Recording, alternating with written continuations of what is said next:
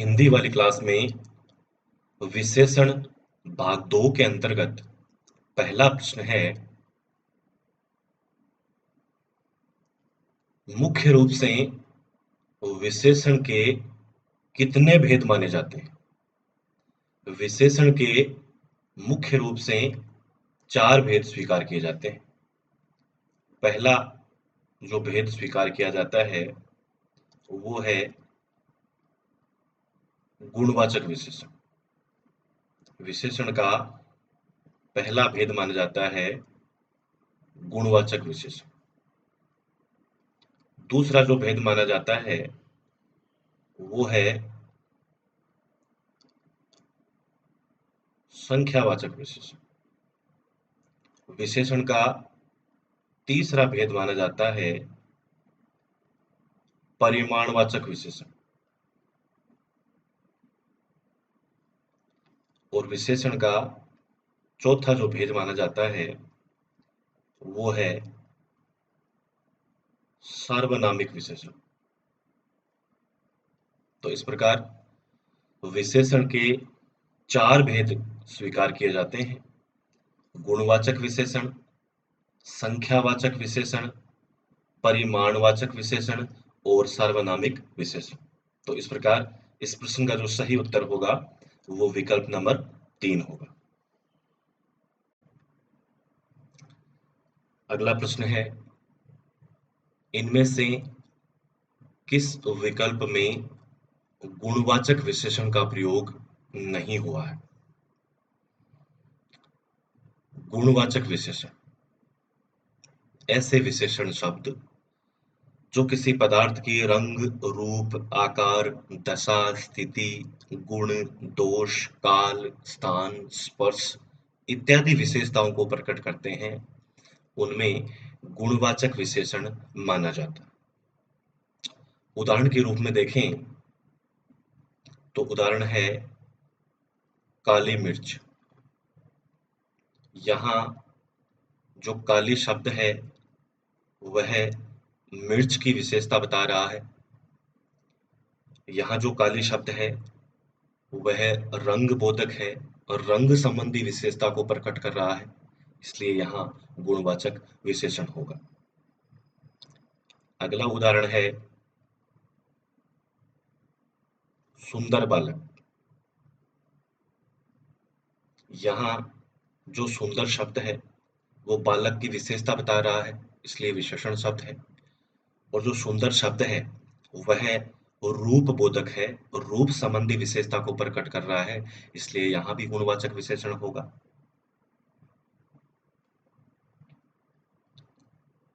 अगला उदाहरण है छोटा मकान। यहाँ जो छोटा शब्द है वह मकान की विशेषता बता रहा है और यहाँ जो छोटा शब्द है वह आकार बोधक है, आकार संबंधी विशेषता को प्रकट कर रहा है, इसलिए यहाँ भी गुणवाचक विशेषण होगा। अगला उदाहरण है फटी साड़ी। यहाँ जो फटी शब्द है वह साड़ी की विशेषता बता रहा है और साड़ी संबंधी दशा या स्थिति को प्रकट कर रहा है, इसलिए यहाँ भी गुणवाचक विशेषण होगा। अगला उदाहरण है भला आदमी। यहाँ जो आदमी शब्द है वह विशेष्य है और भला शब्द आदमी की विशेषता को प्रकट कर रहा है, इसलिए विशेषण शब्द है। और यहाँ जो भला शब्द है वह गुण संबंधी विशेषता को प्रकट कर रहा है, इसलिए यहाँ भी गुणवाचक विशेषण होगा। अगला उदाहरण है गंदी बस्ती। यहाँ जो गंदी शब्द है वह बस्ती की विशेषता बता रहा है और यहाँ जो गंदी शब्द है वह दोष बोधक है, दोष संबंधी विशेषता को प्रकट कर रहा है, इसलिए यहाँ भी गुणवाचक विशेषण होगा। प्रश्न में जो विकल्प दिए हुए हैं उनकी बात करें तो यहाँ पहले विकल्प में दिया हुआ है कोमल शरीर। यहाँ जो कोमल शब्द है वो शरीर की विशेषता बता रहा है और यहाँ जो कोमल शब्द है वह स्पर्श बोधक है, इसलिए यहाँ भी गुणवाचक विशेषण होगा। दूसरे विकल्प में दिया हुआ है पश्चिमी संस्कृति। यहाँ जो पश्चिमी शब्द है वह संस्कृति की विशेषता बता रहा है, और पश्चिमी जो शब्द है वो दिशा बोधक है, दिशा संबंधी विशेषता को प्रकट कर रहा है, इसलिए यहाँ भी गुणवाचक विशेषण होगा। तीसरे विकल्प में दिया हुआ है नया मकान। यहाँ नया शब्द मकान की विशेषता बता रहा है, और यहाँ जो नया शब्द है वह काल बोधक है, काल संबंधी विशेषता को प्रकट कर रहा है, इसलिए यहाँ भी गुणवाचक विशेषण होगा। विकल्प नंबर 4 में दिया हुआ है 4 पुस्तकें। यहाँ जो 4 शब्द है वह गुणवाचक विशेषण नहीं है। यहाँ यह गुण संबंधी विशेषता को प्रकट न करके संख्या संबंधी विशेषता को प्रकट कर रहा है, इसलिए विकल्प नंबर 4 में गुणवाचक विशेषण नहीं है बल्कि संख्यावाचक विशेषण है। तो इस प्रकार इस प्रश्न का जो सही उत्तर होगा वो विकल्प नंबर 4 होगा। विकल्प नंबर 4 में गुणवाचक विशेषण का प्रयोग नहीं हुआ। तो इस प्रकार जो विशेषण शब्द किसी पदार्थ के रंग, रूप, आकार, दशा, स्थिति, दिशा, गुण, दोष, काल, स्थान, स्पर्श इत्यादि विशेषताओं को प्रकट करते हैं, उनमें गुणवाचक विशेषण माना जाता है। अगला प्रश्न है, इनमें से किस वाक्य में संख्यावाचक विशेषण का प्रयोग नहीं हुआ है? संख्यावाचक विशेषण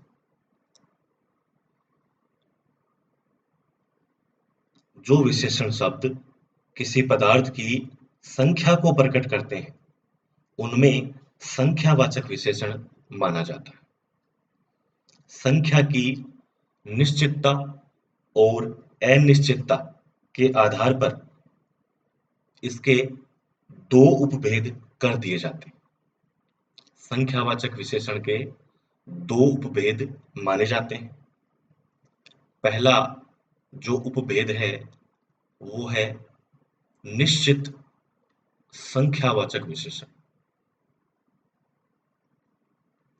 संख्यावाचक विशेषण का पहला जो उपभेद है वो है निश्चित संख्यावाचक विशेषण। दूसरा उपभेद है अनिश्चित संख्यावाचक विशेषण। संख्यावाचक विशेषण का दूसरा उपभेद है अनिश्चित संख्यावाचक विशेषण।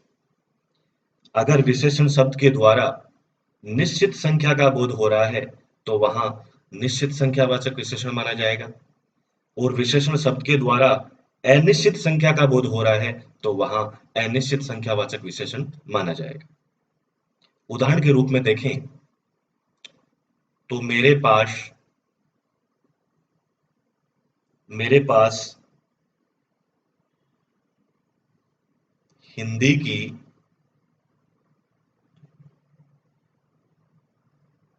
10 पुस्तकें हैं। मेरे पास हिंदी की 10 पुस्तकें हैं। यहाँ जो 10 शब्द है वह विशेषण शब्द है, वह पुस्तक की विशेषता को प्रकट कर रहा है।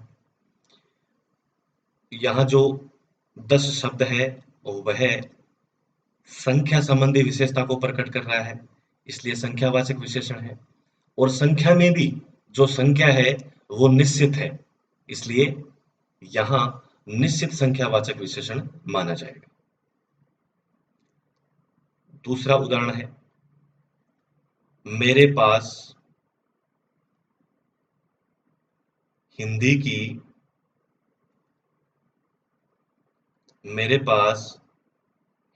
की दर्जनों पुस्तकें हैं।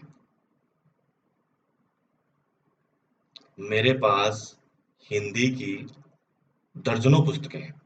यहाँ दर्जनों जो शब्द है वह संख्या संबंधी विशेषता को प्रकट कर रहा है, इसलिए संख्यावाचक विशेषण है।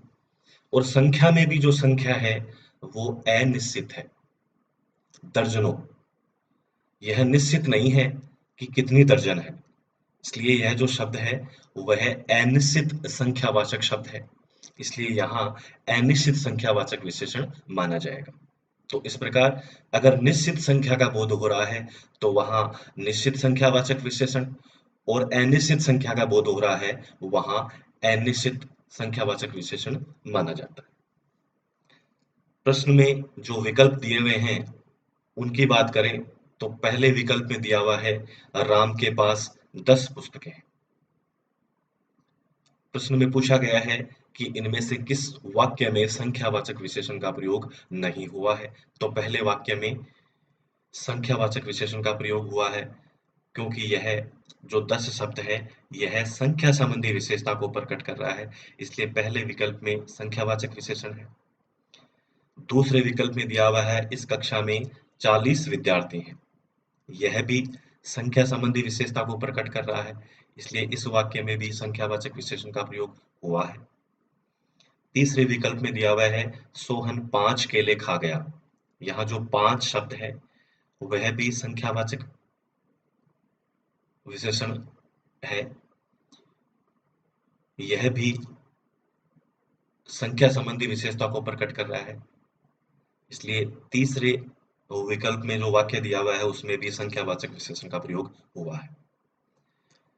अगले विकल्प में दिया हुआ है मैं सफेद कमीज नहीं पहनता, यहाँ यह जो सफेद शब्द है यह संख्या संबंधी विशेषता को प्रकट नहीं कर रहा बल्कि रंग संबंधी गुण को प्रकट कर रहा है, इसलिए यहाँ गुणवाचक विशेषण माना जाएगा। तो इस प्रकार विकल्प नंबर 4 में जो वाक्य दिया हुआ है उसमें संख्यावाचक विशेषण का प्रयोग नहीं हुआ, उसमें गुणवाचक विशेषण का प्रयोग हुआ है, इसलिए इस प्रश्न का जो सही उत्तर होगा वो विकल्प नंबर 4 होगा।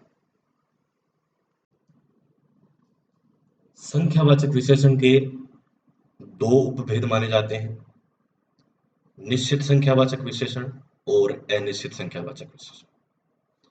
संख्या के लिखे जाने वाले रूप के आधार पर निश्चित संख्यावाचक के भी अनेक उपभेद माने जाते हैं।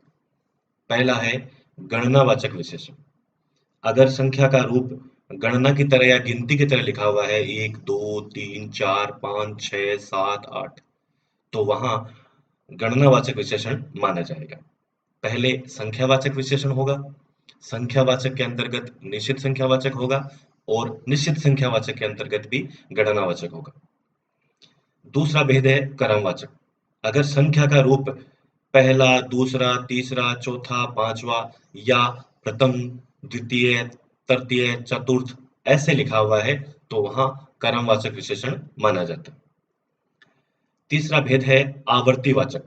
अगर संख्या का रूप दुगुना तिगुना चौगुना या दुहरा तिहरा चौहरा ऐसे लिखा हुआ है तो वहां आवर्तीवाचक विशेषण माना जाएगा। अगला भेद है समुदायवाचक विशेषण।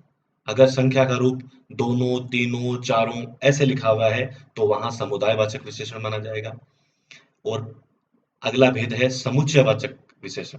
अगर संख्या का रूप दशक शतक सतसई सप्तशती ऐसे लिखा हुआ है तो वहां समुच्चयवाचक विशेषण माना जाता है।